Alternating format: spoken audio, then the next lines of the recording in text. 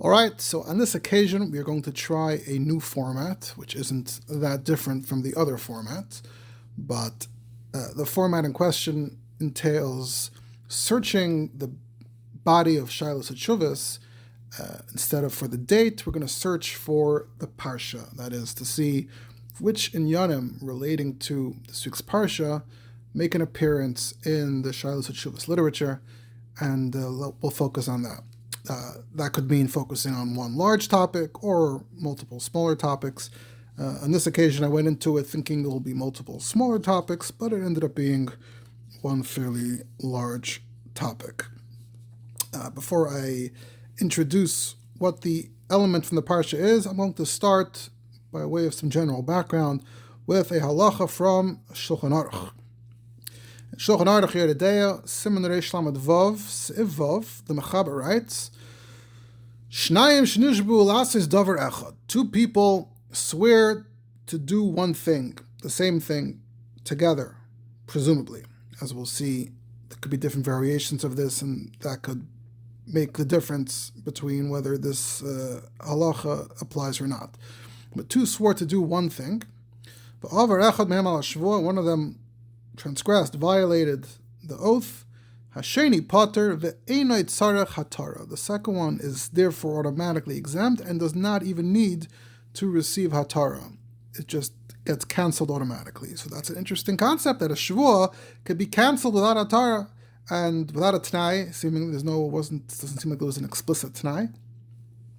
And yet we have the Seicha Timtza that they both swore to do the same thing together. And one violates it, the other one is pater automatically.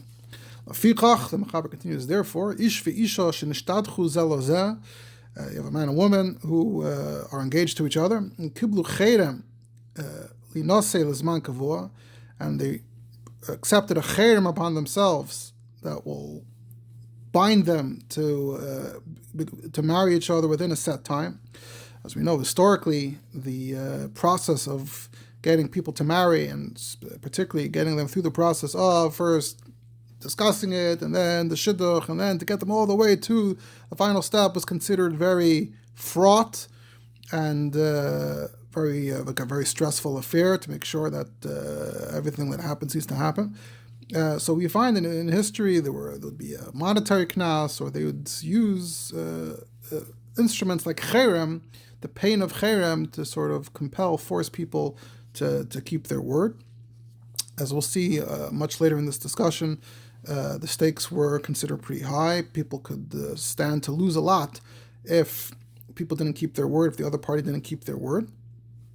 It's interesting because today almost all of this has sort of disappeared and faded into the background.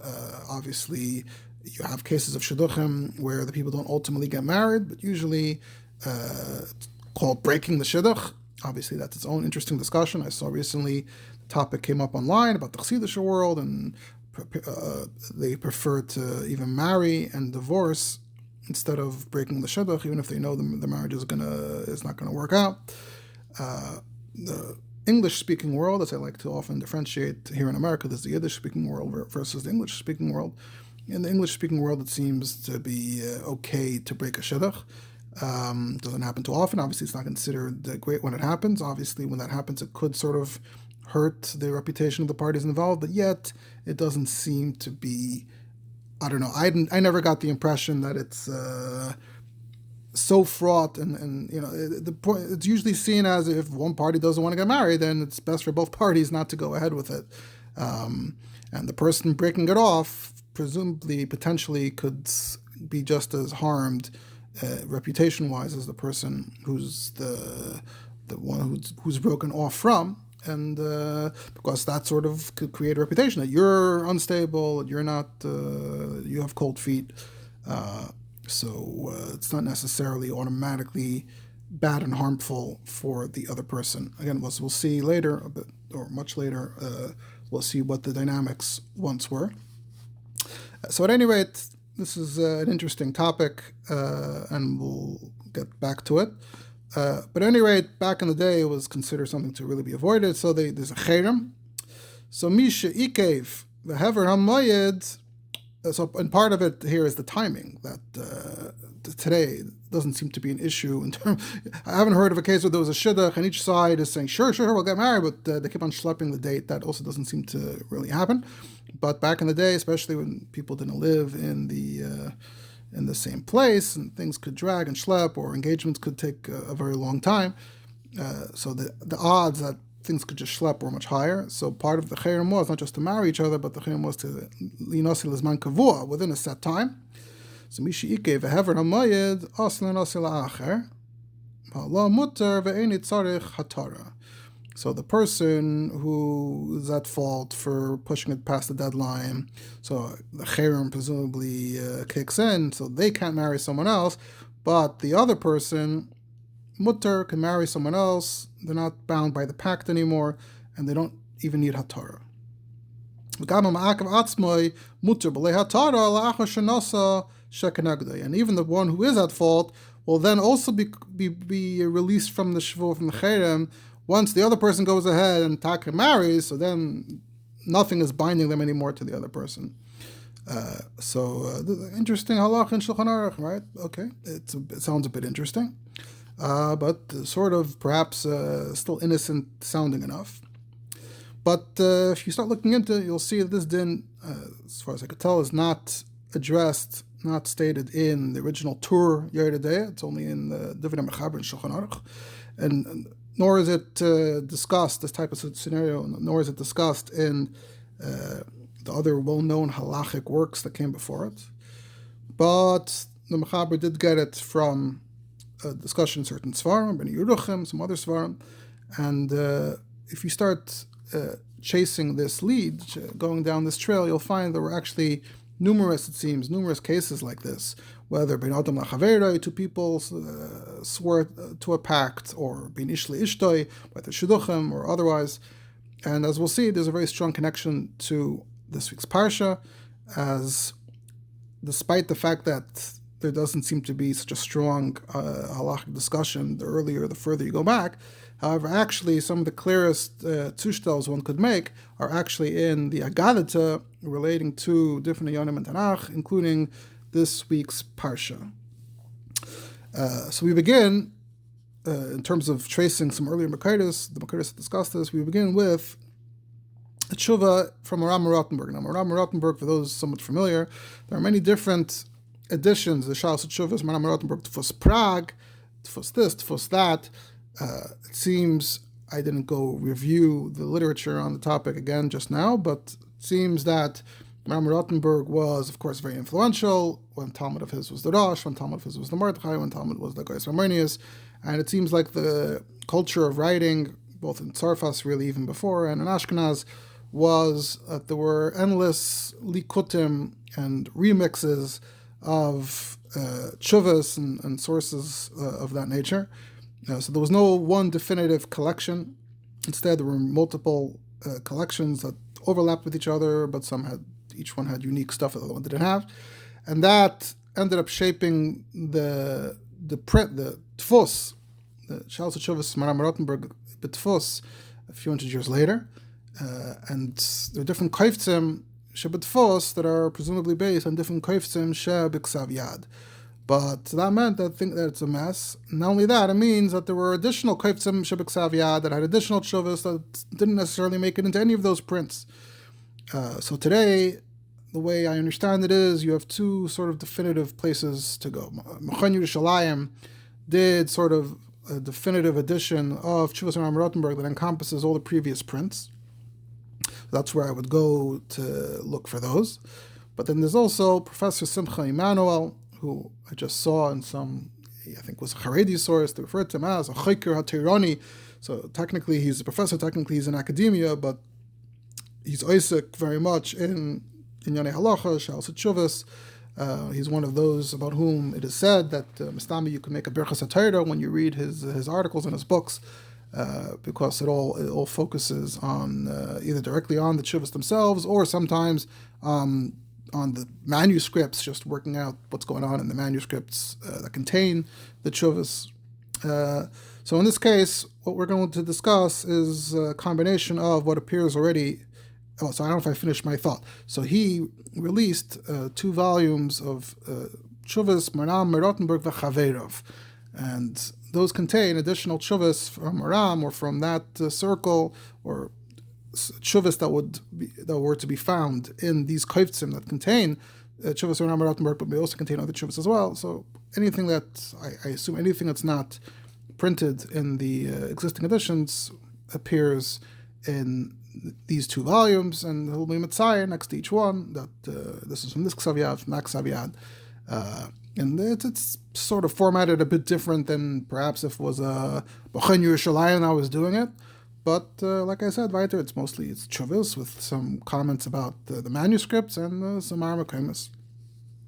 So we begin with a tshuva that's printed in the Shut Maharam of Rothenburg, Tfus Prague, Siman, Tov Mem Aleph, 841. And there we see an example of these types of questions. But as we'll see, no direct reference to this week's Parsha. So the question there is, you ask, there are people who swore among themselves b'gzeira chamura to help each other in the face of others. Doesn't specify necessarily exactly what, but there's some kind of precarious situation, and they sort of made a pact with a shvua and a gzeira that they're going to help each other. And then one of them sort of backs out and isn't keeping to his part of the oath. Does that mean that his chaver is also potter from keeping his oath? It only seems fair, right? The whole point is we're both committing to this, and then you backed out. However, as I was sort of alluding to already before, while this seems very fair to argue, there was no explicit discussion of this in the earlier sources, in the Talmudic sources, in the Rambam, in these types of svarim. Right? If you just take it sort of literally and technically, if there's a Tanai, there's a Tanai. If there's no Tanai, there's no Tanai. If there's no Tanai, you don't want to keep your Shvuah, maybe you have to figure out, can you be matter the Shvuah? But yet it seems so unfair to say that you commit to help each other through thick and thin, and one guy backs out, and now you're still on the hook to help him. So it goes on and says in the Shuvah Afapi Shlanish Baloi B'Tnai, even though it wasn't the B'Tnai Almanas Shetishmerli Eshmerlach. But so they were asking, so that's sort of the issue, and so they were sort of asking, he's sort of paraphrasing, you were asking, so like, how does he, can he just back out, or does he need a hatara? But it says Shashvua Shanishba al Emas Shevchi Domim Umalshinam Nishba. So I'm not fully sure I understand exactly what that means, but it seems to be saying that the stakes were pretty high. They were fearing murderous people and Malshinim, and so this is not it's not fair to someone to leave him on the hook in such a dangerous context when the other guy backed out. So that was sort of the question, the summary of the question. The Maharam answered, Nira, it seems that if he's nischaret on his shvuah because his friend didn't keep to his part of the shvuah, so then it come before a beis din and vishal al nidroi. Suddenly the term switches from shvuah to neder. We're not getting into what the halachic details would be. Is there a difference between a shvuah and a neder, hatara? But that's what the Maharam of Rothenburg said. Seemingly, he doesn't think that, certainly at least in this shuvah, it doesn't seem like, in his opinion, the shuvah is just vanishes, evaporates, but rather this would be a very good case to make before beis din, that you should be able to back out through the process of appearing before beis din.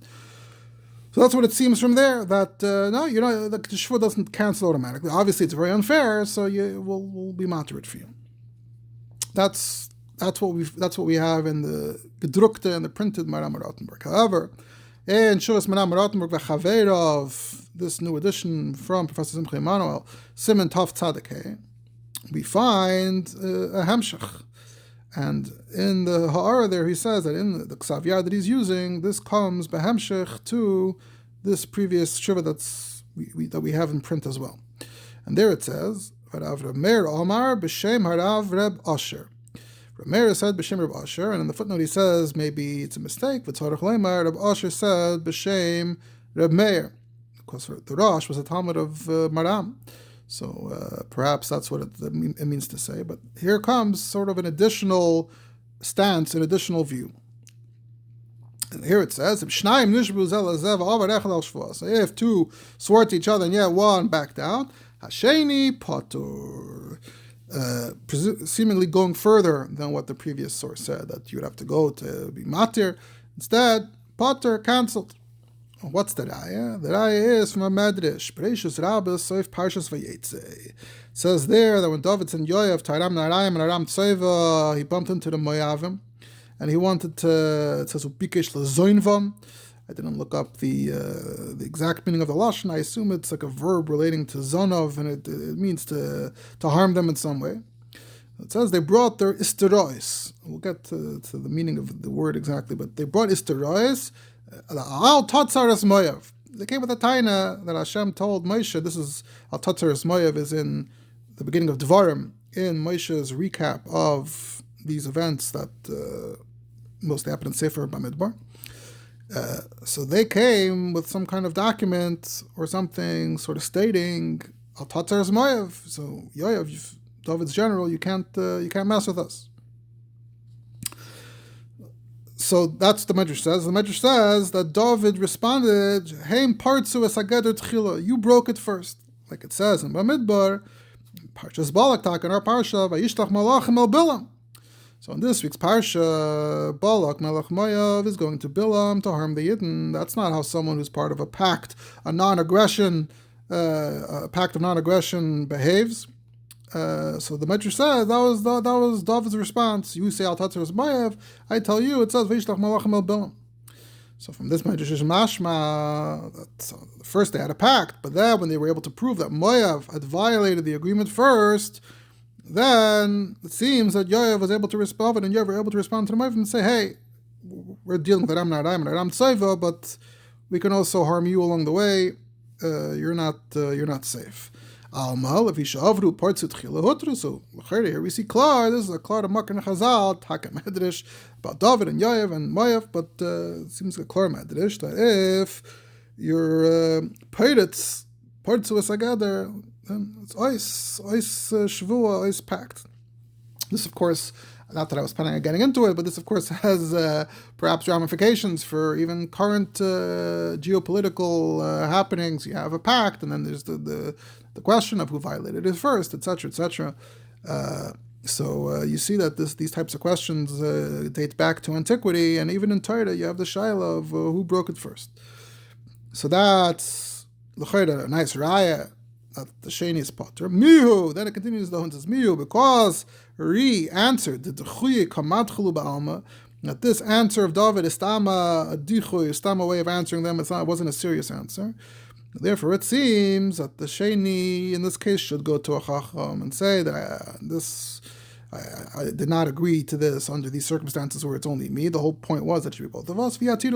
So ultimately, it reverts back to the tshuva that we saw in print, that ultimately Maharam or people in this circle were not willing to fully commit to the shita that the shvua is ois, but rather it's better, or it's recommended, or it's the psak was that you need to go to a chacham. But they were this close to saying that they have a good raya, but in the end they weren't sure whether it's a good raya. So first, let's take a look at the midrash as we have it before us. There could be minor differences, but overall, it seems like everyone has more or less the same nusach midrash. So you can find the midrash takets in Bereshus Rabbah, Parshas Vayetze, Parsha Ayin Daled, Siman Vav, and it says there, so here it has an extra step. First, he bumped into the Edomim, and he wanted to hurt them, so they brought out their epistoli shalahem. Epistoli, lefi this girsa, epistoli seems to mamash be the Greek word that's the shaydish of the English word epistle. The English word epistle ultimately comes from Latin, which ultimately comes from Greek, and it's taka this word epistoli. So they brought out their epistles, which presumably means their documents. And here it says, it's Yul Epistoli Shalahem, Rav Lachem Seiva Sahar, which is weiter also in Dvarim, beginning of Dvarim, where Hashem tells Moshe to avoid Edom.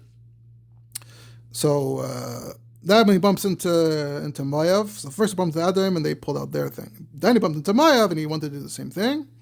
They pulled out their epistoli, And there, as it said, Al Tatar is Moav, Al Tiska Bar Mochama, Taka this pasuk in beginning of Dvarim. So each one came, they were prepared, they had their documents ready to tell Yoav, hey, back off. So there, Ba'is Shah, Shalach Yoav Itzel Dovid. So Yoav reported back to Dovid. Pagati Ba'adomiyim, Etziu li apostoli shalahem Rav Lachem, Ba'mayavim, Etziu li apostoli shalahem, Al Tatar es Moav.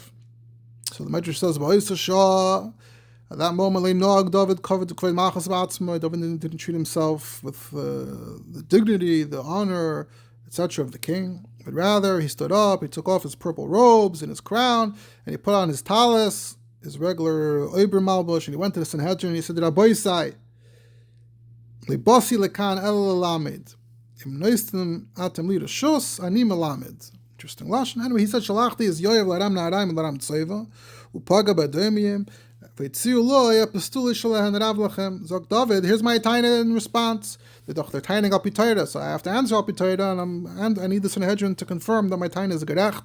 If I lay hey, partzu es ageder tchila. They violated, they broke it first, and it quotes a pasuk from Shoftim, Vayasef Elov es b'nei Amoin. So we see that they already violated it before the era of Dovid. That's a bit later in Shoftim. Paga b'mayavim, and then when Yoav bumped into Mayavim, they also pulled out these epistoli.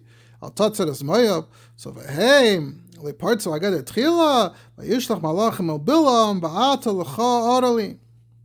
And it says, Hado Dichsiv, it's like the capital Tehillim capital Samach begins Michtam, and there it says that Yoav attacked Aram Naram, Aram Tzeva, and he also was Makeh Be'edoim. So it seems like in the end he took the liberty to attack Edoim, but maybe Lavdafka Moav, which itself may be an interesting data point, although I didn't see it addressed in the sources that I saw. That's how the midrash concludes this passage, and then it continues discussing the related inyanim. So that's the midrash that Maharam, or this Kovitz Chuvas, Meir b'shem Reb Asher, Reb Asher b'shem Reb Meir. This was the raya that we wanted to cite to prove that if they back out, then it's cancelled. But then it said that ritidates the dechuye kamadchelu. So what's that? What does ritidates? So interestingly, in this case, Simcha Emanuel writes in Ha'ara, Loi Matzasi, ritidates Loi Matzasi. However, that's a bit of a tos, a shibush, a grais on behalf of Professor Emanuel, Kvoidim Kvoidim Munach, because it's often a befedish toisvis in Babikama de Flamet Ches. It's actually a toisvis that begins on the Flamet Ches Amid Aleph and continues on Amid Beis, one of those. And the context there is the Gemara is talking about Moshe and these Parshas, Balak, Pinchas, wanting to attack, and the question being to attack Moav, and the question being why did Moshe think it would be okay to attack, back and forth. We're not going to get so directly into the Gemara there right now, but the Gemara says that Hashem told Moshe ultimately that I have two predos. I want Rus and Naamot, they're going to come from Moav and Ammon, so don't start up with them, which itself can be understood and interpreted in different ways, as we'll probably see. But the premise of the Gemara is that there seems to be a restriction, but Moshe wasn't sure about it. Hashem seemed to reconfirm it. So Tosfos says, Hiksha Rav Rabbi Chanan, from the Balak Tosfos asked, the Hacham Ashma, the Gemara is talking about, this whole Gemara is talking about when it came time to hurt the Midyanim, so Moshe was considering also hurting Moav, and it turned out that apparently he can't hurt Moav, seemingly because you're not allowed to. Now, however, in Parshas Rabbos, Parshas Vayetzika, Mar Dovid, Yoav, Ram Narayim, Ram Tzeva, Pagam Moav, and Bikish LaAbdam, Hevule Istroy Shalem, the Gersa in Sai in the Tshuva earlier, and Sai in Tosfos series, Istrois. I looked it up briefly. Istrois seems to be a coin, which is interesting, would be interesting here, so why would it be a coin? But I didn't dig too deeply into these Zaitik Pratim, these Lashonas. You'll have to forgive me. Often it's geschmack to work out all the side Pratim as well, but of course that adds time. So depends on how much time you want to dedicate to this. Anyway, so whether it's epistole or estrois, I think later we'll see the Ramban uses another word. which I guess interestingly suggests that some of these types of foreign words tend to be most likely to sort of be interchanged for various foreign words, rarer words, which is interesting. So the Taisus also sort of summarizes, quotes the midrash Bekitzer. They brought these Torah, Moav. Dovid answered, "Heim pirtzu geder tchila, v'yishlach Malach of Bilam ben Be'er." So it was now Balak happened before Pinchas. In this case, this is the order. So v'yishlach Malach of Bilam happened before Tzara Samidyanim. So l'chayra, according to our understanding of that midrash, that Dovid said that this whole thing has been cancelled since v'yishlach Malach of Bilam. So then, how does that stem with Hashem and Moshe having this conversation afterwards? And if it's still in effect afterwards, then what changed between then and Dovid? Tosfos says, mamish this lashon that Reed answers that's taka a dichoy, which is something that Bali Tosfos tend to say in different scenarios. It's saying that Dovid came to Sanhedrin and he said this taina, it's a gerechte taina, could be it's a dichoy. Then Tosfos goes on and says that really, actually, if anything, you should have quoted a later pasuk, just like by Edom, he quoted a later pasuk from Shoftim. So from Moav as well, he should have quoted from Shoftim that Eglon Melech Moav had oppressed the Jews Bizman Shoftim. And that would have been a good taina. And that would have been after Moshe, and everything would stem. So why did David quote from Bilam if that's not a good taina? She wanted to have a clara raya from Torah, because otherwise, as we see, like I said, we can make a zushtel to today's day and age, that the Welt always looks for an opportunity to say, to blame the Jews, that they're the ones who are violating the peace and the pact and the agreement. So if you would cite Eglon Melech Moav, that wouldn't be such an impressive taina. Quoting straight from the Torah, and they're quoting from the Torah, Moav, so to be able to answer from the Torah itself, it would sound much better. So, Perechil Hashem, it's better to use this taina. You're going to say he's looking to bring from Torah. When it comes to Edom, he did bring a pasuk from Navi, this is from Kabbalah, Maisi Krad de Kabbalah, which is the term used in Talmudic context for pasukim from Navi. So Muslims sagen that for Edom he didn't have one from the Torah, but for Moav he had one from the Torah, so he preferred to respond, to hit back from a source in the Torah. And there's a similar passage taka in Tosfos Rabbeinu Peretz as well, and it's pretty much the same, so I'm not going to repeat it, although it doesn't mention re there. Interestingly, in Tosfos Rabbeinu Peretz there's a Hisafa. It says that maybe the raya from Bilam is a good raya. The raya mixasi, it is a shtickle raya. Because they started bekilkol, it should be a good tainet. And the Gemara itself says clearly that Hashem told Moshe not to. But why does the Hashem tell Moshe in the Gemara not to? Hashem in the Gemara says you shouldn't hurt them because Zurus HaMoyaviyah and Namo HaMainis are gonna come from them in the future. So is Hashem really saying that it's usher, whatever pact is still binding, it's usher, or is Hashem saying, hold off with it? Now that Dovid is born, Rus and Nama were necessary for who will descend from them. Now that Dovid is born, and there are no goods, so now it should be mutter, B'emes l'mafrei, all the way back from Bilam. So this Haysaf and Tosfos Rabbeinu Peretz gets at the ambiguity here, talking in the Gemara, where it's not even clear from the Gemara so much as to what the real reason, and whether it's a full Isser or just Hashem is saying wait. But it seems like Tosfos, Ochanan and Ri, they seem to be accepting the premise from the Gemara is klar that it was Asr at the time, and that's why it's a pircha on the raya from Bilam, and that's why they say it's just a dichui. So that's of course what that source Chuvas Maharam of Rothenburg was referring to. That if you could bring the midrash as a raya, that would be a good raya to the point that you could back out if the other side backs out. But Hayois Ri understood from the Gemara that the pact was still binding even after the Maisa with Bilam. So that's a raya that the midrash is the taina in the midrash is not a real taina. So Mamela you have to give another teretz. So Mamela Teraya, that backing out, one side backing out doesn't cancel the shvuah for the other side. And this Inya is also cited in the Mukha Yosef here. But by the way, if you actually think about it, break it down for a second, the fact that it says Tirei Tzri, the Dechuya Ba'al Maheshiv, L'chayra, so what does Ri answer in the end? Ri just seems to not like the raya from Bilam. You can't bring a raya that they already broke it Bisman Bilam, because then why is Moshe still Aser afterwards? But ultimately, he seems to agree with the premise that you have to find the raya that they were pirates together, but it just wasn't Bisman Bilam, it was Bisman Eglin. So the fact that Ri was doiche, the specific thing brought in the midrash, why does that slug up the premise that in the case of two guys who committed to each other, to stand by each other, ultimately, it seems that L'kuli Alma, whether you hold of the Raya in the Midrash, whether you hold that it's not really Bilam, it's really Eglin, it seems like everyone holds that ultimately, if you back out, the other side can back out. So that's mamish not very clear. I didn't see if anyone addressed this question or not. You have to look. I mean, it's a Tosfos, so people would probably shtel sich on the. However, it's not really the Tosfos.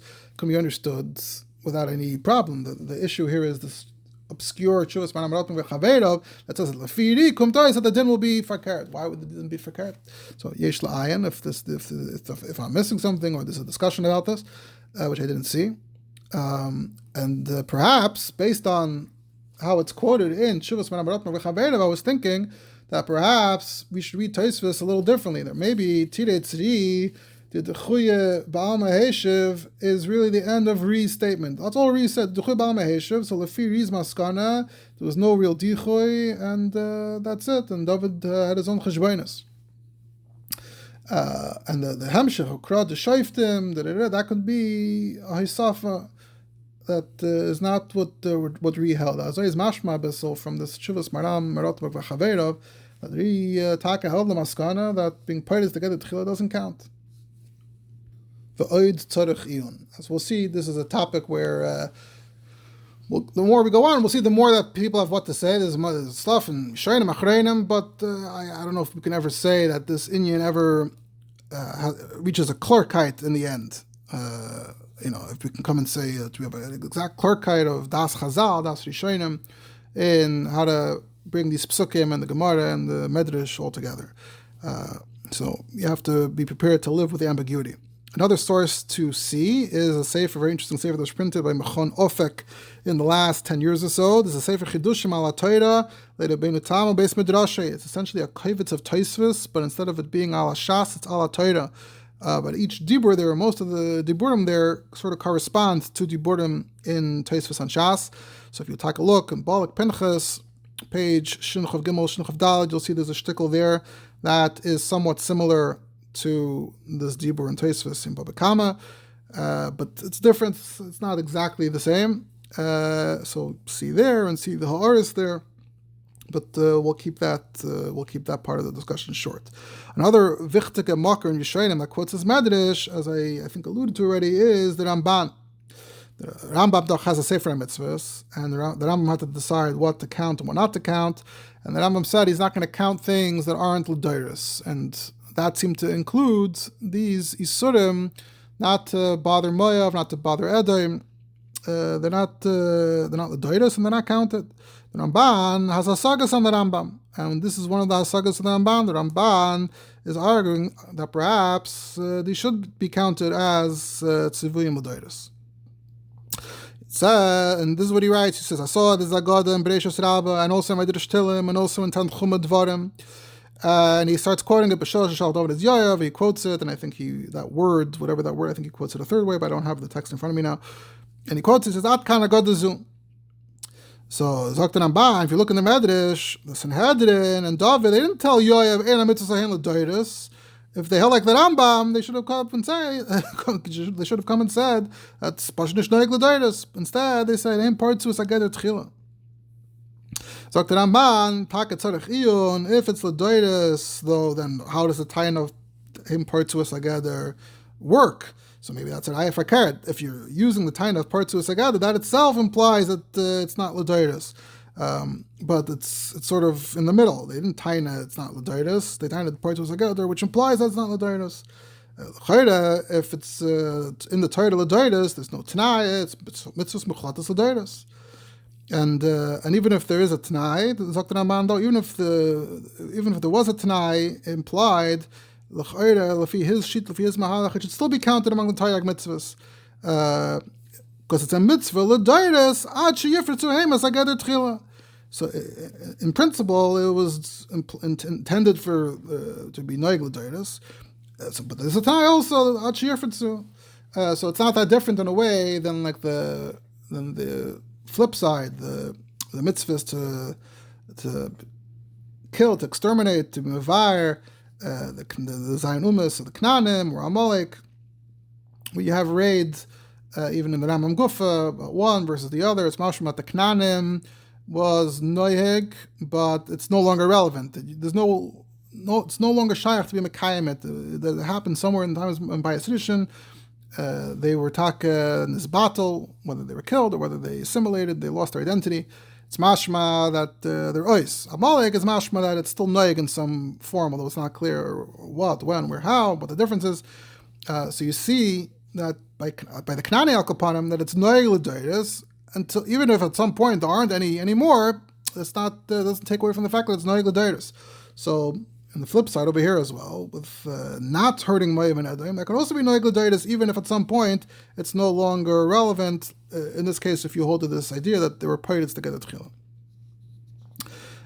So this is you see there's discussions about this in Rishonim, and the Ramban and the Rambam is the most famous. If you look at Sfarim today, those who discuss this midrash are most likely to do so in the context of discussing Ramban versus Rambam. But as we're seeing here, it's not just, that's not the most, meaning, you look at Tosfos, it doesn't seem like it's a practical discussion. Tosfos is just being done, pshat in the Gemara.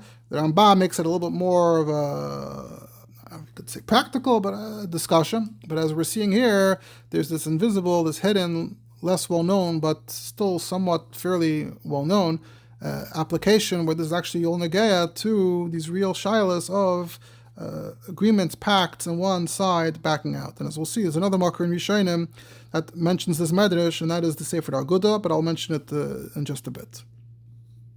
So at any rate, until now we saw in Maharam of Rothenburg, we saw a scenario involving two people, two friends, Ben Adam LaChaveiroi.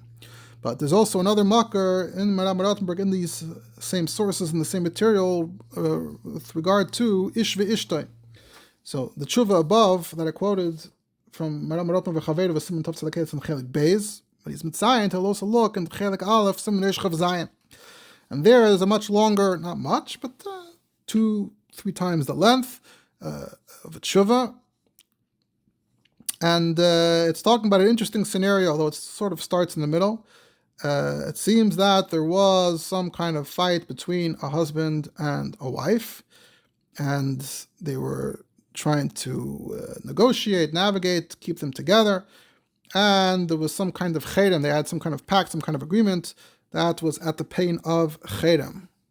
And it says there near the Be'enai that if there are Edom, that Reb Shmuel, who is the man, was Peiretz Hageter Tchila, and this is a lashon you'll find different shuvas, Peiretz Hageter Tchila, Shebagad Be'ishtoi, he was unfaithful to his wife. Not 100% clear to me if that's meant in the very common sense of Begidah, in modern Hebrew, Begidah Be'ishto.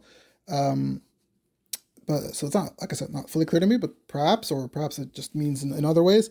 But if there were Edom and he was Peiretz first, and he was Begad Be'ishto, and he was over in the Chedem, that he took upon himself not to hit her, and not to be unfaithful to her, and that's the reason why they separated. So he initiated the separation, and she left for that reason. So then, huchal hachedem, as we'll see in a moment, huchal hachedem is the term that's used to say that the chedem becomes choil. It's ois chedem. Chedem has an element of kedusha to it, so the opposite of kedusha is choil, huchal hachedem. And therefore, the chedem is ois and the tanoim are ois because he backed out, so then it doesn't bind her either. And then even if they get back together again, and there was money, there was finance, back then, marriage often involved large amounts of money, and that's sort of, they were fighting over the money. We're not going to get into the technicalities of that. So even if they get back together, and she gives him the money that she's supposed to give him, but that cherem already no longer has any chalois. Now the shukta matasa with their kula doesn't come back. They have to, if they want to have this cherem with those conditions, whatever they had in place, they would need to be mekabel again. Where do we see this? We see this, and he brings another guy. We see this in Saita. It says with Shimshin, who Yachel, or whatever the exact lashon the pasuk is, lo hishia. So the meaning is that he will begin to save the Yidden. The Gemara Darshans, the Gemara Taijus, Yacham Lashon Choil, at the Shavua of Amimelech with the Plishtim, another group of people that there was a pact with, in the time of Shemshin, that Shavua is going to be cancelled because they were over on the Shavua Tchila. And we also find this in the Midrash Taka. Now he quotes this Midrash. Yoav met the Moavim, and they took out a star. Here Lashon is Yitziu star. Same with the Adomium, and then here it quotes a very bekitzer, and it says that Dovid said, "Loy part together betchila betmiyah." So here we see from both of these sources that if they back out first, then it's ois. And then he goes on. We have to be mekatzer here. There's definitely additional interesting Maharit subtext going on here.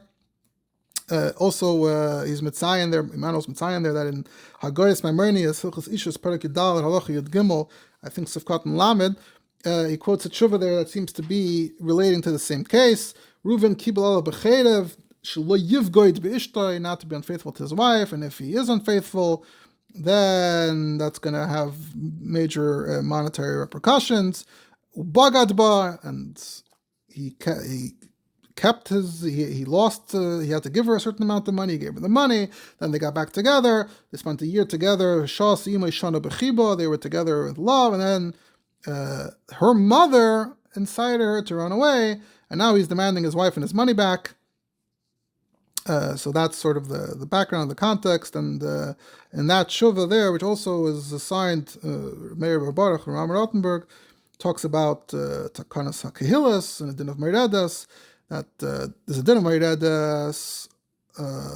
In some scenarios, she gets certain benefits, but that's only if she's meiredas on her own. But if there's a takanas hakehilas in the early generations of Ashkenazim, that if it's her relative's fault, if the relatives are the ones shemafatenu mesisin oisa limroid, then the Baal has the upper hand. So it's very interesting. Again, we're not getting into the details and technicalities. If you want to see more on this, see Sefer HaTakanos B'Yisrael, Chelik Gimel, more for this individually, specifically see page 353, or see the entire parak there about Takanas Meredas, page 335 onward, which actually it seems very interesting, especially in light of today's situations. Where some will argue, or in some cases, the man seems to have the advantage in a fight. In some cases, or according to some, the woman seems to have the advantage in a fight. So if you actually zoom out, often we in the discussions online, we end up like sort of zooming in on the grievances, but it's with almost zero historic perspective, halachic historic perspective.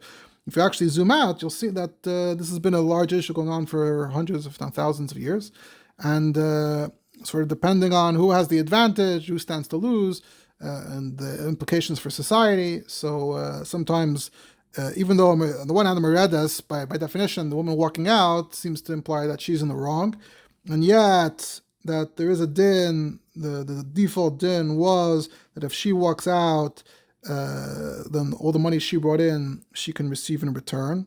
But she has to give a reason as to why she's Meredas. And then there was this takanas hakehilas in Ashkenaz in the early to Middle Ages, in which they said that if the Krevim are the ones who intervened and incited her, then Yada Tachtaina, and then the Baal receives everything, all the money that she brought in goes to the Baal. Very fascinating. Here it says that the takana was in Birenburg, and in the Sefer HaTakanos B'Yisrael, he suggests maybe it should say Nuremberg. However, Simcha Emanuel there and elsewhere says that based on the Kisvei Yad, he thinks it should say Würzburg. So there are these ancient, somewhat forgotten takanas that dealt very much with these types of cases, these types of scenarios. So this is sort of the discussion, the issue in the background of these tshuvas, which is not our focus here. Our focus here, and then the tshuva in Hagoyes Maimonius didn't mention this whole aspect of it, but in this additional tshuva that was just printed in the last 10, 15, 20 years, there we see that in that scenario, first it says the name, it says Reb Shmuel, not just Reuben, and like it says in Abbas Harmonious, it says the name. And but there it also gets into this question of who broke it first, and if he broke it first, then he's no good. But the two tshuvas seem related. So that's another example where Maharam of Rothenburg was being done in this Taisvis and this Inyan, this midrash, and these psukim. Halacha l'maisa, sai, two people who made a pact with each other, and sai, this messy marriage where the wife kept walking out, or the husband kept on being unfaithful or hitting.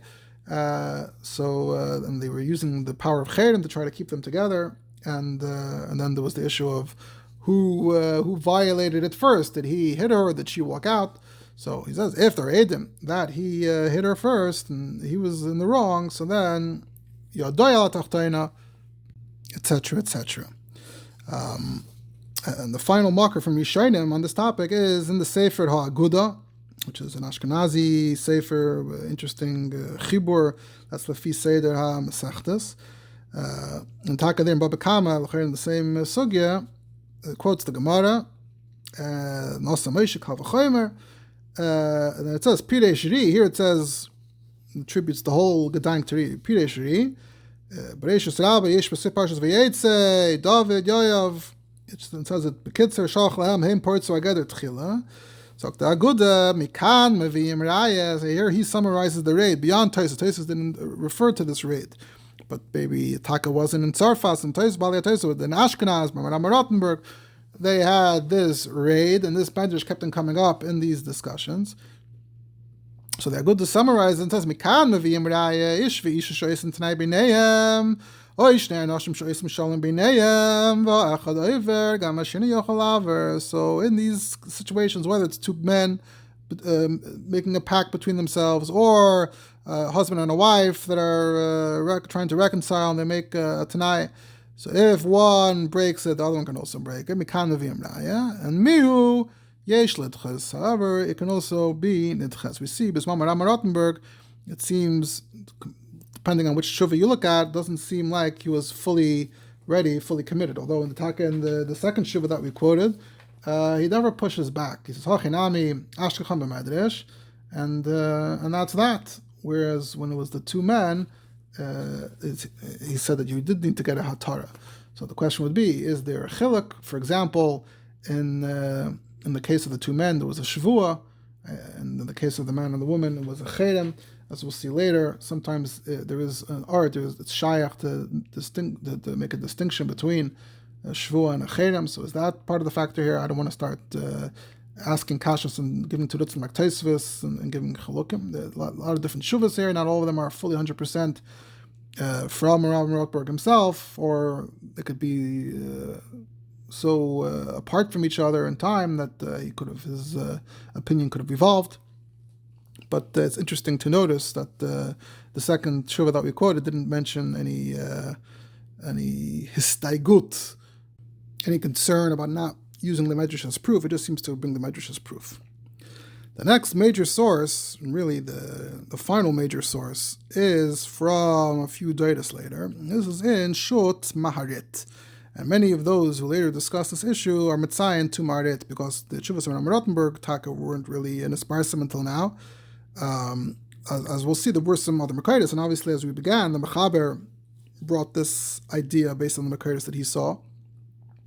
Although the Mechaber himself doesn't mention the midrash, but as we'll see, the Maharit discusses this type of issue and discusses it by Arichas, and he quotes all the sources that were before him, and he discusses this midrash and the Gemara and the ramifications, and he gets at a lot of the lack of clarity, like I mentioned before, the lack of clarity as to what we are to make of these Makoides and the Chazal. So we'll try to go through it. At some point I may be Mayrech, at some point I may be Makatzer. We'll see how it goes. So this is Shut Maharit, Chelik Beis, Chayshim Mishpat Siman Kuf. He writes, the question is, Reuven made a shidduch with Bas Shimon, and this is how, and the way it sounds is the way it worked, and often in more Sephardic or Arabian lands, where the Reuven was an adult, and he sort of was handling directly with the father of the girl, and it was sort of a financial understanding and agreement between the two of them, and the daughter herself may have been younger, etc. Not a shidduch between two sets of parents or between the chassan and kala directly, but between the chassan and the avia kala. So Reuven nishtadach and Bas Shimon, and so Shimon had to commit with a kinyan and a shvua that he's going to deliver his daughter to Reuven, Ritsuya umefuyases, which implies that in these situations, these scenarios where the father of the daughter is giving her away, she could come and show up and not be very happy about it. So part of the commitment was that he's committing that she'll be Ritsuya mufuyasas, she'll be happy, she'll show up agreeable by a set time, and with a nedunya, a dowry, kach v'kach. That was Shimon's commitment, the father of the girl's commitment. And Reuven the chassan committed on his end that he'll take and marry her at that point. Each side has what to gain and what to lose if the other side backs out. And they concluded the shidduchim, and they sent the presents to each other, kaminig. Then Reuven the chassan heard that Shimon the father regrets it, is backing out. So he wanted to confront him, but he brought people with him to testify to what Shimon's going to say. And he came to Shimon and he said, I want you to sign the shtar shidduchim. I don't know why that was relevant now. They hadn't signed it before, but that was his way of sort of saying, okay, like, you should continue committing to what you committed to. And Shimon said, nah, I already regret, I already sort of backtracked on giving you my daughter. So the people there standing there said, the bystanders said, what's the problem? What do you have wrong with Reuven? Why do you regret? Why did you back out? So he answered them, and he used interesting lashon here. And Bechlal, all 3 times that Shimon is quoted here, he seems to have good phrases, good lashonos, assuming that he actually used them, and it's not just the malitzis of the writer. He answered and he said, Ein tam baratzin. And this is actually an interesting phrase, Ein tam baratzin. What does that mean? What's it implying? It's saying that I don't want to, or if I want something or I don't want something, it's not shaykh to ask me why. Ein tam baratzin. When it comes to what you want, there are no reasons. No reasons for what I want. It's what I want.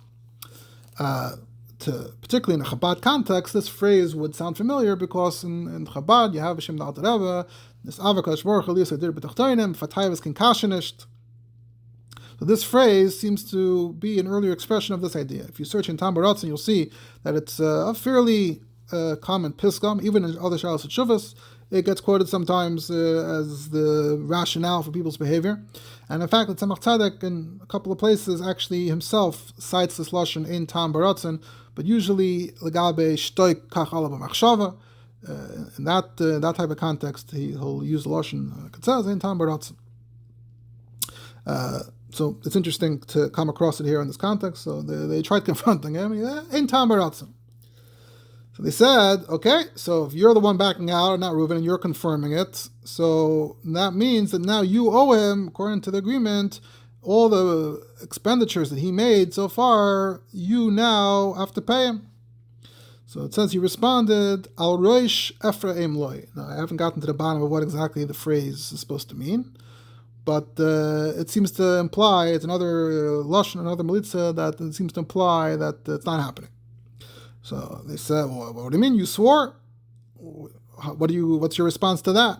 So he said, Ani etein cheshboini la shemayim. I'll give my cheshbon to shemayim. So interesting. It's not the gvias edus per se, but you see certain lashonos here that sound interesting, sort of very expressive of how someone might express himself in such a scenario, in an argument. So Ani etein cheshboini la shemayim. So then I'm not sure if it's referring to Reuven, or it says, looks like it says the Chacham. The Chacham Shenasva Sheduchna Yodi said, whoever it was, someone said that your witnesses, that it's all Shimon's fault. He's the one who backed out, the father of the Kala, he backed out. You all saw that it's him. Let there be no confusion about this. And that was that. So now the shaila is, can we force Shimon to pay for the expenses because he broke the pact?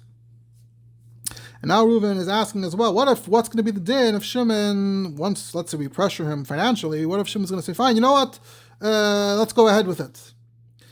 Is Reuven still on the hook to have to marry Shimon's daughter? Because Reuven says at this point, I don't want to keep my end of the deal. After he shamed me and Vishikir be'emunasa, he didn't keep to his end of the deal, his being faithful to the commitment. So now we're broken up. I don't want him. I don't want his daughter. I'll find someone else, someone that I like, someone who likes me. I'll take his daughter. This whole thing fell apart. So it's also negaya to know whether I can fully break from this agreement. We know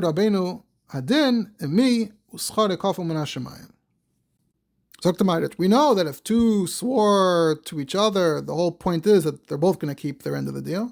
So if one breaks it, the other one is potter. And we know this from the Gemara Saita with Avimelech, we mentioned earlier. And it says in Agayis Mordechai that from here we can be medaktik. So there are other places, other raid in this Maharam of Rothenburg, Talmidim, the whole range of sources. There are other places that focus more on the Saita, Shimshim, Avimelech, Plishtim angle. So in the Agayis Mordechai, it says we learn from there that this same question, this clearly was bothering them and occupying. They had a lot of such questions. So in some places that was the ikar. We saw earlier that there's this shuv from Maharam that brings both. But the Maharit begins with the Makaitis that focus on Shimshon. So that's the raya that the Agayis Mordechai wants to bring. So now he starts getting into it though. Kedarka, he needs to get to the bottom of the sugya and to figure out what exactly is happening here. But for the sake of Kitzer, I'm going to basically skip that discussion. But Ayin Sham, if you want to see his discussion of that. And then the next marker he quotes is Rabbeinu Yeruchim. Rabbeinu Yeruchim Huchashvuas. And this is sort of a central source, as we'll see. And he's about to say this was sort of the marker of the Mechaber in Shulchan Aruch. So Rabbeinu Yeruchim in his Huchashvuas. So he cites this idea, Shnayim Shenishbu, Lasas Davar Echad, one was over, the second is potter, doesn't need a hatter, and he put a raya from Saita. So these Makaitis, Grada, the Mechaber saw, were focusing more on the Saita raya. And then he quotes a tshuva of Rash Mishatz, presumably the Shimshon Mishantz, or Misens, however you want to pronounce it. So this would be a French marker. That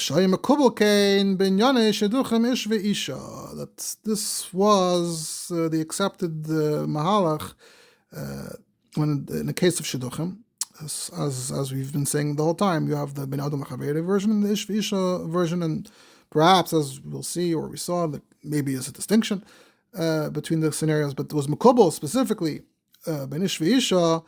And if they agree to get married at a later point, but it has to be by a deadline, and then one of them missed the deadline, so they are still aser to marry, but the other one is mutter b'lei hatara, and then the person in the wrong is also mutter once the other one gets married first. That was what was mekubal. However, Rabbeinu Yeruchim is quoting from the Rash, who first said that was mekubal, but then ad sheba zaken echad, till a zaken came and said, no, actually, shneim asurim. No, this doesn't work that way. And the Rash answered him that, you know what, nir dvarecha, but depends on which scenario. And he was bechalik between scenarios, and maybe we'll get back to the chiluk that he offered. But for now, that's Rabbeinu Yeruchim, and that was the ikar makar taka of the Mechaber. He writes, v'harav Maharit zal, and by that he means Rabbi Yosef Karo zal. Cited this in Torah Yedeya Simon Rish Lamed Vav, which he means he cites it in the Beis Yosef. And after quoting this, the Mechaber wrote in the Beis Yosef, Divrei Rabbeinu Yeruchim v'Kabbalas Rash, because the Rash wrote a lashon that was mekubal. So Kabbalas Rash nochayim b'taiman. Mechaber says I side with that tradition. But Divrei Zaken who what about the Zaken who came and disagreed? Maybe the Zaken was reflecting minig mekoymoi that shaldas kain hiskimu kahilas aheim b'chedim. Perhaps a lot of, like we said, a lot of these issues were kept on coming up in Yonei Takanas HaKahilas, and they were legislating back and forth. So sometimes you would find that there was a chalak, the one kehila, one geographic area they went in one direction with these takanas, and in another area they went in another direction. So by default, the mechaber feels that if one backs out, then the other one can move on. And perhaps the zaken is going to fee a particular minig, a particular takana, haskama, chedem. So that is the Maharit quoting the mechaber, quoting Rabbeinu Yerucham, quoting the Rash. Zok the Maharit, if you ask me, if anything, I side with the zaken. I see b'divrei hazaken tam zakenim, and noch it says Rabbeinu Shimshon hoidalei. So it's somewhat. He doesn't mention about the mechaber. Then also went on to essentially add this as a seif to Shulchan Aruch, which is what we began with. That seif to Shulchan Aruch is quite clearly taken straight from Rabbeinu Yerucham. So that's that, which of course is a major. You have a bunch of Rishonim saying a bunch of things, but if the mechaber writes something b'stam and Shulchan Aruch, that certainly shapes the discussion going forward. Although Maharit seems to sort of be prior to that development, either before the Shulchan Aruch, or he's just not being misyachis to it as a chashav makar yet. But just based on the same information that the base of Kara had, he's looking at it and saying, I tend to side with the zaken, and the Rabbeinu Shimshon seems to have agreed to him, at least somewhat. At this point, here's where Maharit also starts getting at how there could be notable distinctions between cases and scenarios. In the case of a shidduch and a deadline, okay, one person missed a deadline. Why does that mean that the whole thing is canceled? Why shouldn't that just mean that the person who missed the deadline should get a penalty? Why does it automatically mean that the other person should be able to move on and marry someone else and lose their part of the commitment? So it sort of comes down to, it starts depending on what the exact scenario is. He says, I don't see why in that case, why we would be so easy about it. When Rabbeinu Yerucham, before he quoted the Tshuvas Harash, when he was making a more general statement, there could be about something where the whole thing only works if they keep to it, and if one person backs out, then he's backing out entirely, and that sort of ruins it. So, for example, the Shvuah of Avimelech is a good example. Either we have a peace treaty, either we have a pact, or we don't. If you back out of the pact, so the pact is worthless, so then I can also attack you. But he was just wondering why we're applying that to a case of missing a deadline for a wedding, which isn't exactly of the same caliber, isn't exactly the same thing. However, speaking to you, the audience, in terms of what we're interested in, the exact din in the case of that is not taka as interesting necessarily to us. We perhaps are more interested in the more classic cases where it's very clear that one person backing out makes the whole pact worthless. So let's just keep focused on what we in particular are interested in. Now Maharit starts quoting other relevant sources, the Tshuv of the Rosh, the Chachamim, who made a pact, so they're going to go to Eretz Yisrael. And then one of them just wasn't going. So the shaila is, what about the others? And the Rosh said that if one of them backs out, whether rightfully or not, so the sheni is pater. Another makar he quotes is Rabbi Yosef ben Lev, the Mari Bel, Chelik Aleph Klal Hey, that in Arta in Greece there was a chedem that they shouldn't go into the Beis Hasarim. I didn't go look it up to see if the details are clearer there. It sounds interesting. They were supposed to avoid walking into the Beis Hasarim, but people were ignoring. And so now the shaila was, if other people are ignoring it, it's not fair, so can everyone ignore it now? And he said, Mishum ze loy hutar chedem. And he quoted the Rosh. The Rosh said that if one backs out, the others can back out. So he says that it depends whether it's a chedem or a shvuah. He says in the case of the Rosh, it was a shvuah.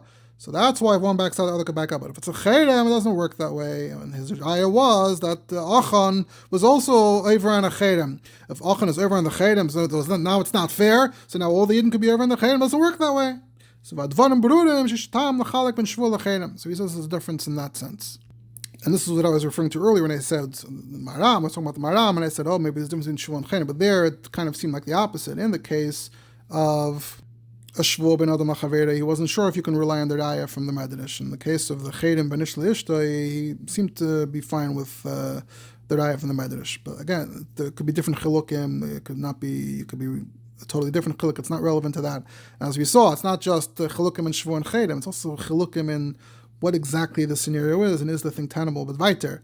In the case of the Shavua, it seemed like it's completely untenable if one backs out, and yet he didn't want to bring a raya. So it's interesting. I don't know what the titles, if any, we could use from Maharam of Rothenburg. But anyway, in this case, Maribel want to make a chilek and say that if we make a cherem and it's usher for everybody, a bunch of people being over on the cherem doesn't make it mutter for the others. You see the logic. There's a certain logic to it there, but you also have to think about the chiluk in between the cases and the scenarios and the reasons and the motives. And does it fall apart when one person is over on it, or is it still standing and just a bunch of people are doing the wrong thing?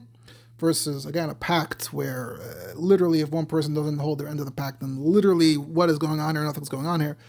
That could also depend and differ from situation to situation. Anyway, Maharit starts getting into that at some length about the Shvuah versus the Cherem and exactly what the logic here is. And Maharit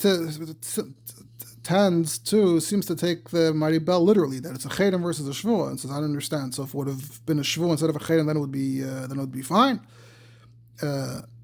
And he goes on to argue that the main chiluk is between if it's a bad thing, and we made a cherem because it's a bad thing. Then if a bunch of people do a bad thing, doesn't mean that it's not a bad thing anymore. It's still a bad thing.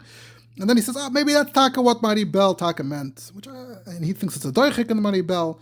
I don't know if it's taka such a doichik in Maribel or not, but the logic is that in the case of a cherem, in the case of getting people to stop doing a bad thing, being over on it isn't necessarily violate. This, of course, ties into some other larger discussions, previous things I've spoken about a cherem that we had the examples in the Tzemach Tzedek or cases today where they want to answer something and there is a bit of a good reason for it, but it's not necessarily such an overwhelmingly powerful reason, and if no one keeps it, is there ever a basis to say that the cherem is ois if no one's keeping it?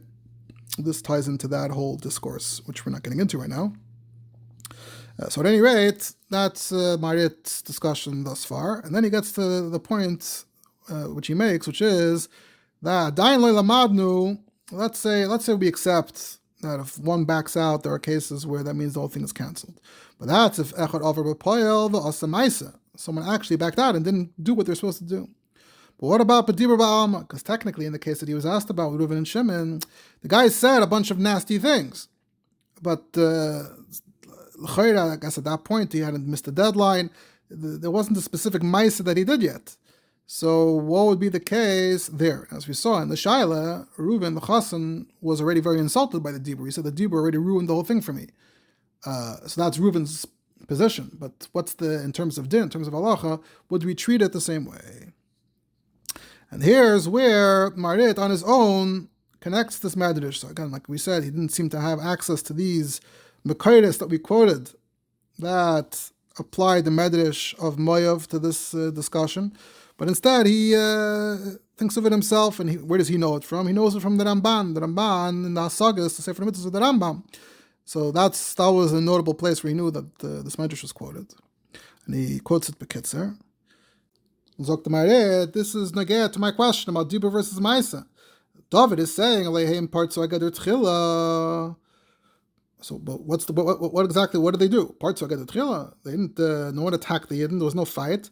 Mashma de Karolei Pirtzas Gader Machshavtei Harash Asocher as Bilam Lekal Afagav the Leov and Maisa Kihine Beirach Bar. It's not even like he did the klala. In the end, he benched, and yet Dovid citing that as having broken. As having been paired together. So that's a very interesting raya to the fact that looks like as long as you seem to be taking the initiative, b'dibur, to do the opposite, even if it doesn't work out yet or you didn't do anything yet, that would be a raya. But doichik loimer, that it's like a din, alumdus, the pa'ako, machshava shel akom, kashbaruch mitzar for l'maisa, because that would only be b'din shemayim. But here it's a pact. It's a pact between groups of people. So l'chayra, to say based on Dibur alone, based on Mitzar for Lamaisa alone, the other side can actually be over Lamaisa, that's hard to say. Plus, he says, B'nafesh uncommon to the prat that, Bilam didn't even curse in the end. Even if Bilam did curse in the end, he, Balak, Moav, still didn't do anything. The Muslims sagen, that this is a raya, that if you have two that swore to each other, and it's a specific scenario, that the whole premise is that we're going to be best buddies, liyas la'achodim, achem v'reim, and that's the glue that holds the whole thing together. So then even a machshava ra and the dibur would make him a mechusar amona and a mefer bris, would be considered a violation. And to the extent that his friend would be nifter, ki heach yeh bebris emisha boyged boy. How can you be in a pact with someone who is being unfaithful to you, being treacherous to you? And now the Maharit goes further in a bit of a manner of drush and says, aha, that's taka the chiddush. Why it said the whole midrash is that Yoav was stumped. He was flummoxed. He needed to reach back out to Dovid, and Dovid needed to do a whole thing with Sanhedrin. Coming fragen between the two Gemaras, the Gemara and the Midrash. Why didn't Yoav know from the Mice of Shimshon? The Mice of Shimshon happened earlier, and that was the Mice with the Plishtim and Avimelech. We learned there, Pirates gather, so that it's Ois. So Yoav should have known that here as well. Elamai is a Chiddush, because there they were Pirates of Maisa. Here, if it's Bilam and Balak, they were only pirates of Machshava, so you needed Dovid to come in Machadish, that even if you're pirates of Machshava, but that's already Ois Bris. Ois, as in it's no longer a Bris. Now Maharit asks a kasha on the Etzem Zach. He says, wait a second. Look in the Gemara, this Gemara about Bekama, of the whole thing. Hashem tells him in the end, I have two good things that are going to come out of it. And Maharit asks a new question we haven't seen yet. He says, mashma, that when Hashem told Moshe Tzarer Samedyanim, they were not even nizad. There was no hard not to touch Moav. Moshe was then thinking, let me touch Moav. And then Hashem came and told him, don't touch Moav. And that's the pasuk of Tzarer Moav and Dvarim comes after Moshe was thinking was considering hurting them. So that means that the whole Maisa with Bilam happened before there ever was an Isser. This is his own unique question.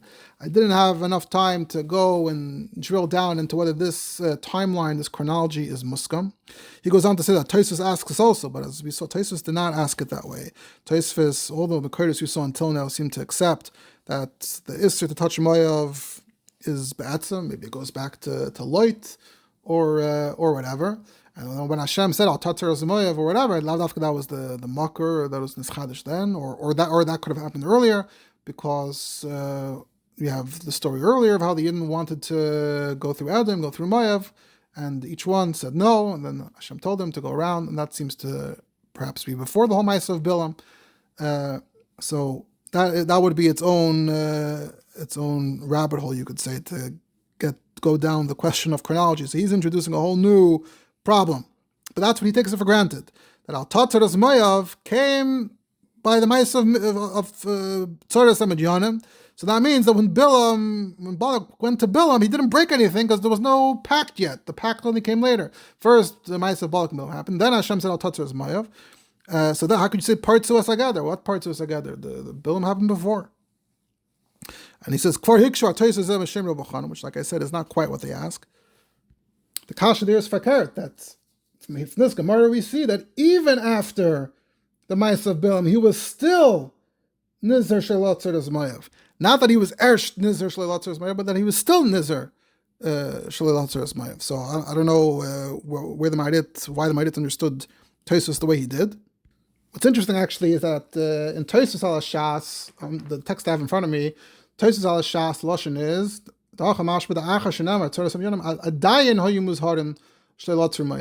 in Tosfos Rabbeinu Peretz, the text I have in front of me, in the equivalent line, the word adayin is actually in brackets. It says, brackets, adayin, but the adayin is in brackets, so it's mashma that in the Ksaviyad, it doesn't say adayin, and whoever was the one who put this betfos added the word adayin based on the Tosfos al Shas to clarify things. So maybe Maharit is looking at a different kavitz of Tosfos or something, and the Taka didn't have the word adayin, and he understood it to mean that they were ersht huzuru. But even without the word adayin, it's hard to know whether that's Taka the pshat and Tosfos and Rabbeinu Peretz. But it's interesting to think about that there's a mahalach perhaps that not only is it that they were a dayan huzudu, but adarabah, they were eresh nizar shleilotzers Moav only afterwards. But that's how he understands the Tosfos' kasha. And so the Teretz is Zuchuya Ba'alma, the real raya is Egloin, but he just wanted to bring a raya from the Torah. But the Maharit, okay, the Teretz addresses my question, whether or not that was Tosfos' question or not, it could address his question as well. But he asked kashas on that as well. He says, how did Dovid bring a dover she'enoi? If, based on his assumption, the whole Azhara was after Ma'aseh de Bilam. And Adrabah, this should be doicha the raya from Eglin also. Because even though Bilam did what he did, yet the Torah came and said, Al Tatzar. So what was the response? The response to such treacherous behavior was, don't hurt them. So from here we see that the Eibusher seems to fear that no matter what outrage Moav does to us, we don't retaliate, we don't respond. So that should prove that even if Eglin did what he did, it should also not violate, it should also not overrule the Al Tatzar, just like what Bilam didn't prevent Hashem from saying Al Tatzar. Also, Maharit asks a bit of a, maybe you can call it a klotz kasha, that you say it's a Duchuya Ba'alma. You say Duchuya Ba'alma, it sounds like he's confronting Moav, he's having a showdown with Moav. But yet the whole Maisa and the midrash is he went to the Sanhedrin, and he's telling this to the Sanhedrin. It says this out of Dovid, V'hoch le'etz Sanhedrin. I think Taka, these pratim weren't necessarily all quoted and spelled out in a lot of these Makoides, but as we did at the beginning, if you go look up the full statement, the full midrash, so there's this extra prat that Dovid went to the Sanhedrin. If he's coming to the Sanhedrin, Mistame is talking Mishudas Hadin. Lamed, loy basi lamed. Oh, here it says loy basi lamed elalulmoid. Earlier when we quoted the midrash Shalafanenu, the lashon was loy basi lekan elalamed and nistamatim li reshus ani malamed. Here he quotes it as loy basi lamed elalulmoid. Well, from atam noistim li reshus alamed. Whatever. We're not getting into these side pratim. But at any rate, he's talking to Sanhedrin, and Mashma, it's Mishudas Hadin, but Alamed V'Lodin L'fnei Sanhedrin. He's not telling Terutzim to the Sanhedrin. Elamai, now the Maharit goes and reinterprets the whole dynamic, which we already saw Bekitzer at the end of Tosfos Rabbeinu Peretz.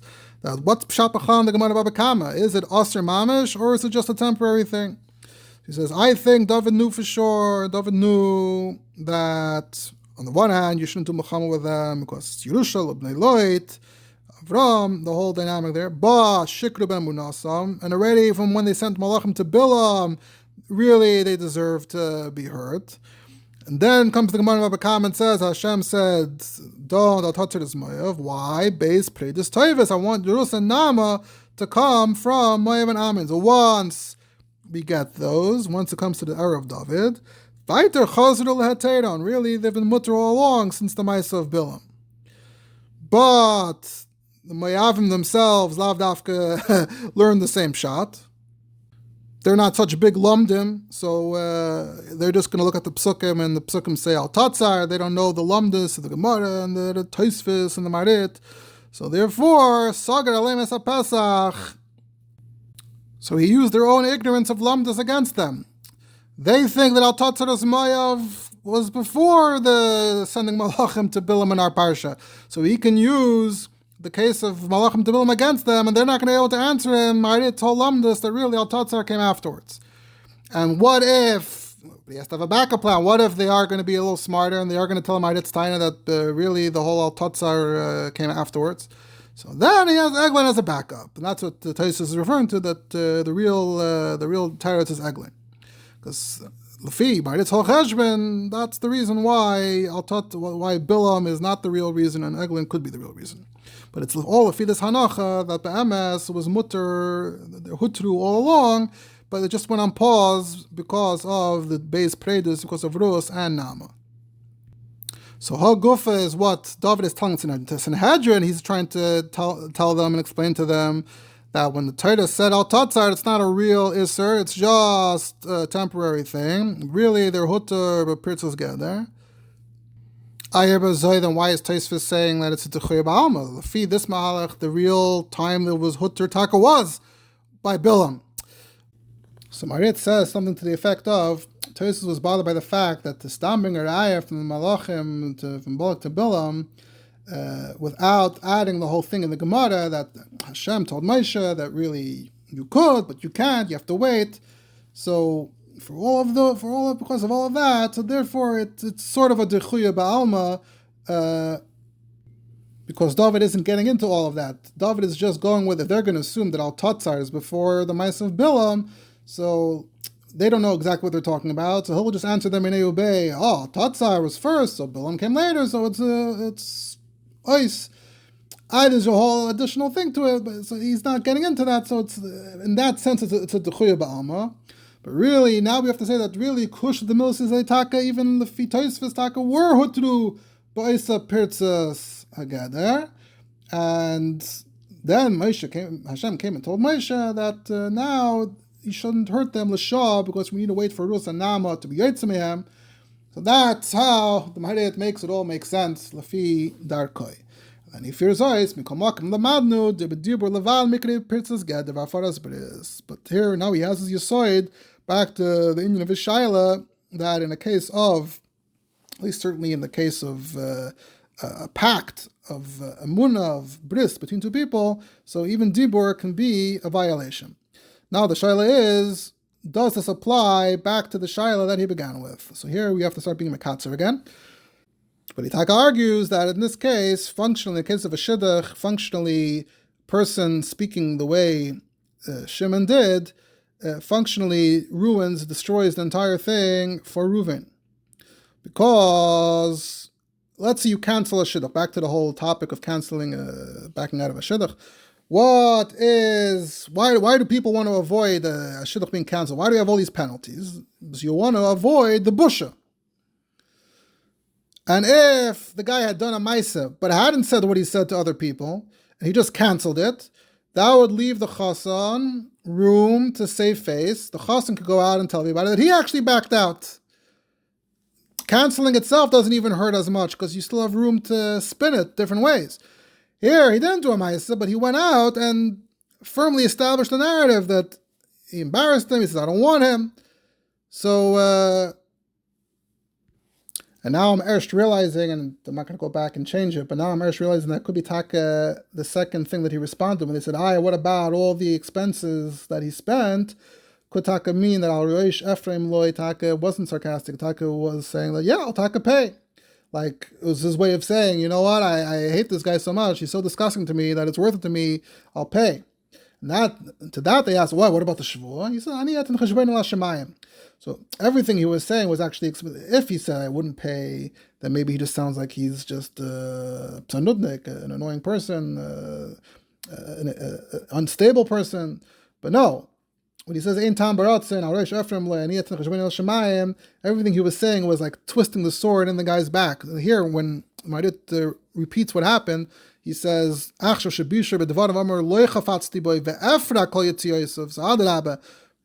that he will pay.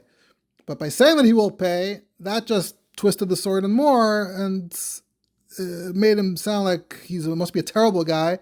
He must have heard of something really terrible about him, or else he wouldn't push him away like that. So, and so in fact, the speech, the damage to reputation is worse than just backing out without saying anything. And as I touched on earlier, this sort of ties into the matzav today. When a shidduch is canceled, we certainly do hear cases of spin, or even when there's a quick divorce, we've certainly heard cases of spin. Obviously, sort of depends on each side's calculations about what people are going to say about them, what people are going to say about the other person. These are all still somewhat factors in these situations. But, and obviously sometimes when people back out, it could be because they heard something terrible about the other person, and then that can perhaps leak. But often in my, at least my limited experience when hearing of shidduchim that were broken, tended to be more cases of just the person who broke it had cold feet, not that there was some outrageous reason. In which case, there's a shtickle busha to the other side, but not necessarily crazy busha. But of course, it sort of depends on each situation. But it's interesting to think about in light of these much earlier, much older discussions of these types of cases. And Maharit goes on to sort of bring backing to this point that the dibur over here is worse than the Maisa. Then he adds, V'oid, now at this point the Shidduchim are ois. How do we know this? Because when they asked him about the Shavua, he said, Ani yatin cheshboni la shamayim. He quotes the guy directly and is medayik in his words. Ani yatin cheshboni la shamayim. What does that mean? Eini chayev lasses cheshbon lebnei adam. I don't owe anyone else a cheshbon. Which he then says has a certain halachic connotation, which we're not going to get into. But if in klali, he's been kofer b'shavua. So if he's been kofer in the shavua, so then k'var nespar the chavila. So if he's sort of saying that I'll talk to Shemayim, it's almost like he's saying, I know that the shvu is nishnaged, it's not binding, whatever his cheshbon is. But his attitude, the way he's referring to it, is that mitzidai, the whole thing is ice. So mitzidai, the whole thing is ice. So then how can you keep it binding for the other party? Then he goes on to talk about the shtar and the kinyan, and he fears ice, memela, if he doesn't keep his end, memela huchala hashvua, she'ena shvua l'kayim ha'kinyan, kinyanin kan, shvuin kan, and that's how he concludes. He connects the mixed zushtel to the Rashba, Shmita, Mefakeas ha'choiv, Mefakeas ha'shvua. Anyway, we're not getting into the zushtel, but that's his maskana taka.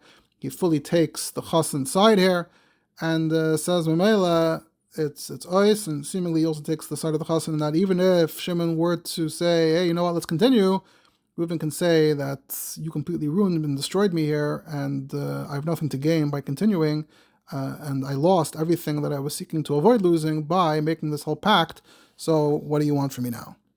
That is the Maharit. And certainly an interesting and original discussion, more specifically, of that Gemara, that midrash, and he has his own original mahalach, as we saw, in what was Dovid's real taina, what was the secondary taina, what is or isn't the taina, what's the chronology. He adds a whole new dimension to that. There are a number of Maharit afterwards who were also Isaac and or Mitzayin to Maharit, or as they sometimes call him Marimat, the Shut Maharam ben Chaviv, in one of his shuvas references it, also in his drashas, Maharam ben Chaviv to Parshas Pinchas. He also quotes the Maharit and is done in it, and like I think I alluded to, it is a sort of a drosh-dik approach here in the Maharit, so there's much to quote and to base oneself on if one wanted to expand and take it further. Chida in his drashas, Avos Dovid, Drush Tazol Shabbos Agadol, references the Maharit Bekitzer in the context of talking about the Rambam Taka versus the Ramban, and he Taka uses this Nukud, this Yisrael to say that's Taka Gufa, the Rambam's Shita. Why does the Rambam not count al Tatzar? If you take this vort, that the whole al Tatzar, the whole Gemara Baba Kama itself, isn't really saying that it's a real Isser, it's just saying that Hashem is telling Moshe, wait, you gotta wait a few generations. So Bazoi, that would strengthen the Mahalach, meaning the Rambam was being a raya from the midrash. But if you look at the Gemara and you interpret the Gemara this way, so then Kuskumtois, that there was no real Isser, so Mamela, there's no Isser L'Dairis, so that would explain why the Rambam didn't count it. So that's part of that discussion. And a number of other places, not going to be mitzayin to all of them, but I have not seen that anyone in the Heintik Sfarim should go through this more halachic dimension as we have done here. So as far as I'm aware, this is sort of an original halachic take on the Parsha.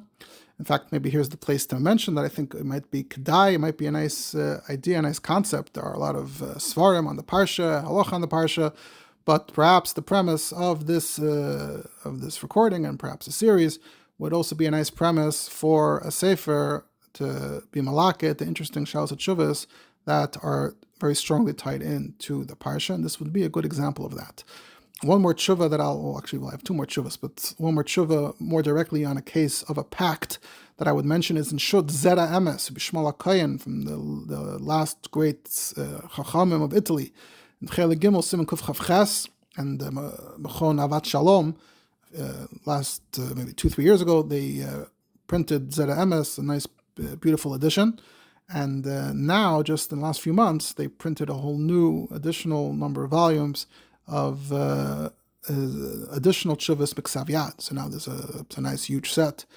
Shud Zera Emes, Sai, the old one reprinted, and Sai, the new stuff. This is from the old one reprinted. And the Chele Gimel Siman Kuf Chav Ches He also has, so as late as Chveis, maybe 200 years ago, he talks about a case of a chacham who signed, or I don't know if he signed, but there was a shvuah, there was a commitment between him and a community that he will serve the community for 3 years.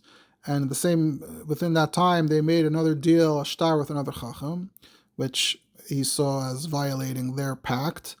But then the new chacham was chayzer boy, and now the first chacham also wanted to be chayzer boy, and he wanted to say, hey, in partzu, geder tchila. And he starts off, hein emes, shnaim shnishbuz alazeh, v'avar echad hasheni pater, like it says Yeridea, Simonish Lamav, he starts right away with quoting the Shulchan Aruch.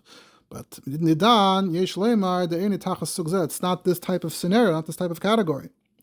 Taka, they first made a deal with him, and they made a deal with the other guy. But even if the second guy hadn't been Chayzer boy, what they did is nothing. It didn't accomplish anything. Because he would be able to use his shvuah to cancel their second agreement. Now, especially if the second guy backed out, so how were they over on their shvuah? Just because they thought to take the other guy? They weren't over on the shvuah b'poil. So this is getting into these types of scenarios, a little bit like the Maharit of Dibur versus Maisa. And Tak after he quotes Mabit and this and that, he says Ivra, Divrei, Bnoi, Maharit. Maharit was the son of the Mabit. Both are the Trani. And Taka the same, Chelik Beis, Cheshemishpitz, Menkov, needed the Polygal Zev Svidalei, that Philo Pritzes Geder Bedibor, Choshe Pritzes Geder Vasheni Potter. And didn't just stop with the Maharit, the Chain Haven, Akanesas Agdoila, in Yeridei, Arish Lamadvav, Agoretz Beis Yosef, Eis Chavches.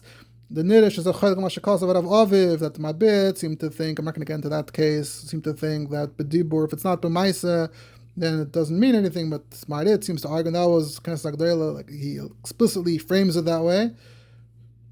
But the Zera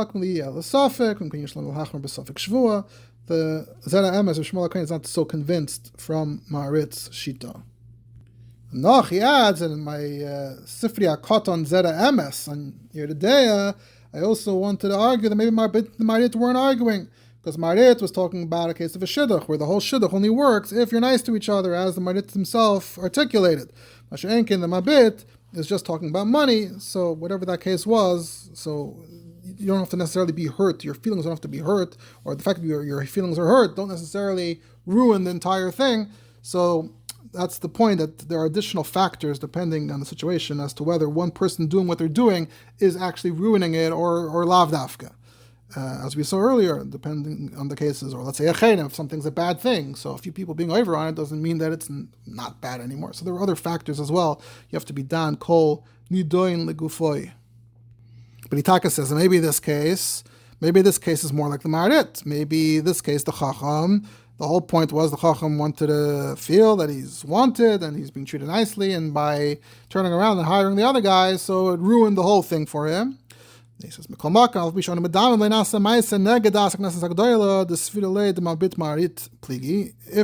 Mabit Maharit, then it's not so partial who we should follow.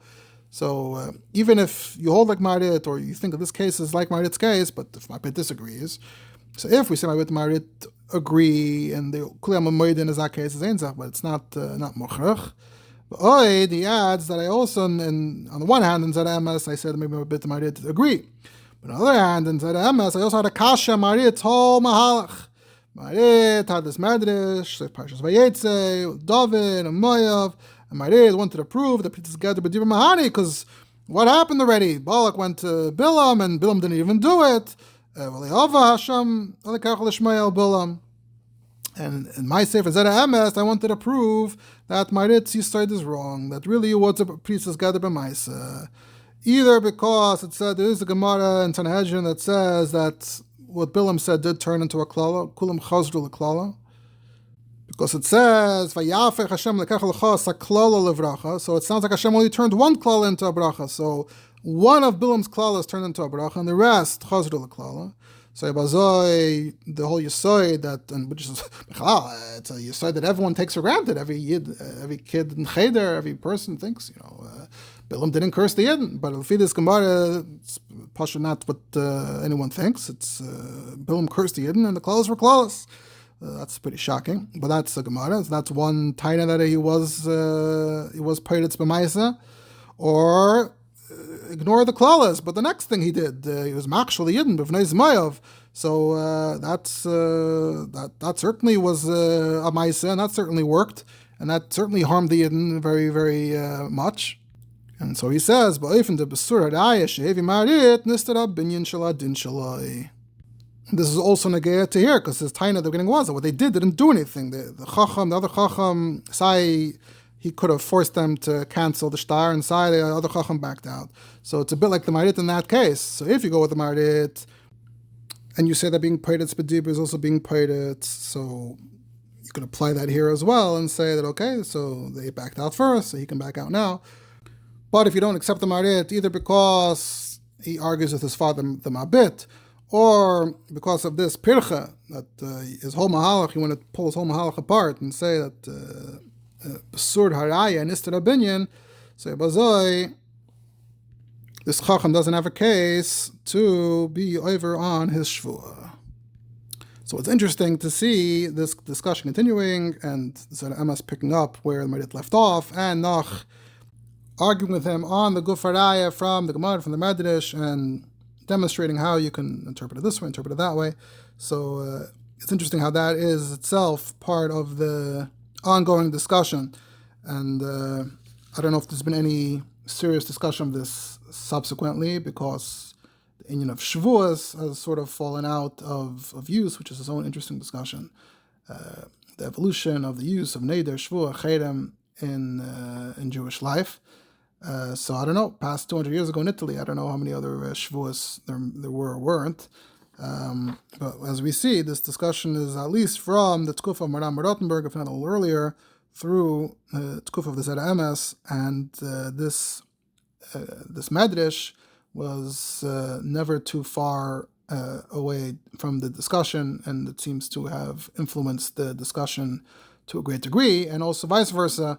These discussions influenced or tied to the Havana in understanding this Gemara and this midrash. And like I said, it doesn't seem like there's ever been a clear mahalach, a clear maskana, whether in this connection and tie into this, or whether Rambam versus Ramban, which is the more famous, more common discussion adayim. But either way, definitely very interesting. I'll conclude, or come close to concluding, with an interesting reference I did find a bit later. Tak in the Shot Hare Besamim, Chelik Gimel Modurit Lisosim and Mches, Tshuva from Shvat Tafresh Nun Tes, to a Rav by the name of Rabbi Yitzchak Lembersky in Smila, and it's about a takana, that the Kehila had a takana, or whatever you want to call it, that they only ate matzahs on Pesach from flour that was ground in Rechayim Shalmayim, in a watermill. And this was a minig and a geder al-pi, this Rabbi Yitzchak Lembersky Zeder Rabbi Yaakov, who was the Mar de Asra. But then, previous year, Pesach of probably Tafresh Nun Ches, there were those who were being pirates, first a few Yechidim, and now it's catching on. More want to be pirates, and they want to bring flour that was ground in another mill. So it gets into different aspects of this, and much of his presentation there was just about like the power of Exer, the power of a takana. He says, "Ein loim redin didan, that kvar parts of miktsas, and you can't be meicha, you can't stop them. So there, bazoy, there's a hutru gamashar, that it's not fair. Hey, they're not keeping it, so why do we have to keep it?" And he's mitzayin to the Tais of Abekame, but Yeshus Rabba, by Sashah hutru kulam, Yerdea, simulation of Mavom, Zainoi, the Mavur Barama. That's only if if a taka, one hinges on the other. If one backs out, then the whole thing makes no sense anymore. Whereas, so this is a bit similar to that vert that we had earlier, taka, Mighty Bell, which he's not mitzayin to directly, but the Mighty Bell, especially as the Maharit sort of teach the rois, that Cherem Achan, just because Achan did the wrong thing, it's still wrong for others to do it. So that would be the way to express it. He says, "V'ayin shuas Maharit, choyeshem mishpat siman kof." He is mitzayim b'kitzur to Maharit, where this idea is also spelled out a bit more. Of so it depends on what's going on, and just because some people do the wrong thing doesn't mean that it's not wrong for the others. But it's interesting that he spelled out this taina and brought the Taisvis and the midrash b'kitzur, and he's mitzayim to some of the Maharis that we saw. And he continues, Nidan, that the minute came from Chaver Ir, Rav Godel Tzaddik, Rabbi Yankov, 70 years after he passed away, people were still holding on to the minhag. That shows you how powerful the minhag was. Some minhagim, they disappear and no one notices. Here, it was taka chashuv minhag. So bavadai, you can't just be mezalzel now. So that's another example, another makar, and I think we gave a nice selection here of the primary makaitis that cite this Gemara, this Tosfos, this midrash, and apply it in practical halachic context, not just the Rambam versus the Ramban. And I imagine that searching whether parts of a Geder Tchila, shaynis like that, may turn up additional relevant makaitis, but I think this was, I don't know if we could do better than the makaitis that we focused on here. But like I said, there's still room for Havana. There would still be room to summarize everything that we've seen here, which I'm not going to do right now. We'll leave it to the Chachma of the Kahala Ma'azinim to be Mesakim. And like I said, there's a lot more discussion today about the Rambam versus Ramban, but we focused on these makaitis, starting from these newly released, newly published makaitis from Maharam of Rothenburg that show that this has been part of the discussion for many hundreds of years.